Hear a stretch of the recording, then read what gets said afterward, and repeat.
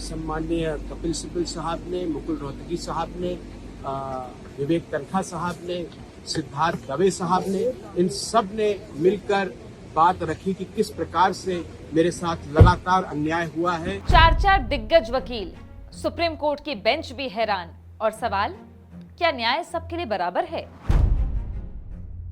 जग्गी हत्याकांड 23 साल पुराना केस और अब सजा, राजनीति, ताकत और न्याय सब एक साथ खड़े हैं। साल 2003 छत्तीसगढ़ का चर्चित राम अवतार जग्गी हत्याकांड। इस केस में 29 आरोपी थे, 28 को सजा हो गई, लेकिन छत्तीसगढ़ के पहले मुख्यमंत्री अजीत जोगी के बेटे अमित जोगी समय समय पर बचते रहे, बरी भी रहे। 23 साल बाद छत्तीसगढ़ हाईकोर्ट ने सीबीआई के सबूतों के आधार पर अमित जोगी को भी उम्र कैद की सजा सुना दी है। कोर्ट ने कहा कि एक केस में जब सबूत एक समान है और सजा बाकियों को हुई है तो आरोपियों में भेदभाव नहीं हो सकता। लेकिन असली चर्चा तब शुरू हुई जब अमित जोगी सुप्रीम कोर्ट पहुंचे। खबर है कि अमित जोगी की तरफ से जब सुप्रीम कोर्ट में एक याचिका लगाई गई तो 2 जजों की बेंच इस पर हैरान थी कि क्या ये सारे वकील अमित जोगी की तरफ से खड़े हुए हैं।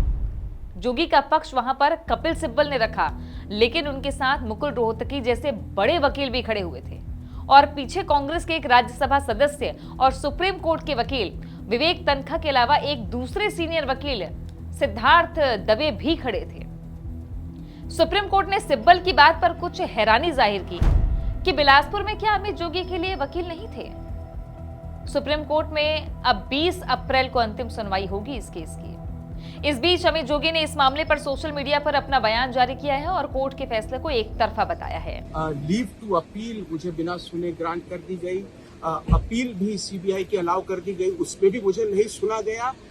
ये सारी बातें हमने आज माननीय न्यायालय के समक्ष रखी है और न्यायालय ने ये आदेश दिया है कि 25 मार्च का और 2 अप्रैल का दोनों जो आदेश मेरे विरुद्ध हाईकोर्ट ने पारित किए थे उनको वो सुनेगा और 20 तारीख को उस पर वो अपना फैसला देगा। दोनों आदेशों को उन्होंने कहा है कि गंभीरता से लेते हैं। इसकी 20 तारीख को उन्होंने विधिवत तिथि निर्धारित करी है। मुझे उम्मीद है कि जो मेरे साथ इतना गंभीर अन्याय हुआ है मुझे अवश्य न्याय मिलेगा। वहीं राम अवतार जग्गी के बेटे सतीश जग्गी का कहना है कि उन्हें 23 साल बाद न्याय मिला है। छत्तीसगढ़ अखबार के संपादक सुनील कुमार को इंटरव्यू में बताया कि अमित जोगी उन्हें किस तरह धमकाते थे। ये तो नाप के मुख्यमंत्री है, जोगी जी की तरफ इशारा करके। असली मुख्यमंत्री तो मैं हूँ और उन्होंने चुटकी बजाई और पूरा आसन शासन प्रशासन मेरे इशारों में घूमता है। तुम समझते हो, डमी समझते हो, ये डमी है। अब ये सोचने की बात है कि 2003 में हुए एक कत्ल में जिसमें सबूत और गवाह समान रूप से लागू हुए और 29 लोगों में से 28 को सजा हो गई थी और अकेले अमित जोगी बच गए थे। अब हाईकोर्ट ने अमित जोगी को भी उम्र कैद दी है, लेकिन आगे उनकी लड़ाई लड़ने के लिए सुप्रीम कोर्ट में 4 दिग्गज वकील खड़े हुए थे। क्या इस देश की न्यायपालिका में ताकतवर अभियुक्त या मुजरिम के खिलाफ आसानी से कोई फैसला हो सकता है? और इस मामले में तो जग्गी परिवार भी देश के नामी गिरामी वकील करने की ताकत रखता था, इसलिए वो 23 साल से लड़ाई लड़ रहा है। लेकिन आबादी का 1% हिस्सा भी ऐसी ताकत नहीं रखता।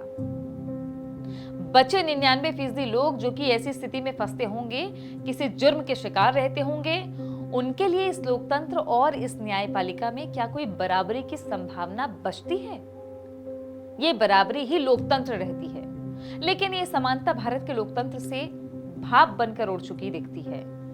बल्कि बेहतर तो ये कहना होगा कि भाप भी दिखती नहीं है।